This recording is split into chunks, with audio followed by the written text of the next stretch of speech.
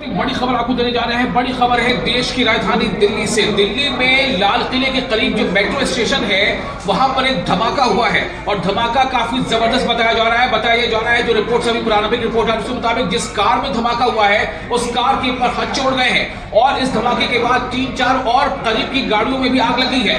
जो खबर है वो मेट्रो स्टेशन गेट नंबर 1 के पास की ये घटना बताई जा रही है। इस वक्त दिल्ली से बड़ी खबर, देश की राजधानी दिल्ली में लाल किले के पास जो मेट्रो स्टेशन है वहां एक बहुत बड़ा धमाका हुआ है। धमाका एक कार में हुआ है। खबरों के मुताबिक कार के ऊपर खच्चे उड़ चुके हैं। आसपास के पूरे इलाके को अभी कॉर्डन ऑफ कर दिया गया है और कई गाड़ियों में भी आग लगी है।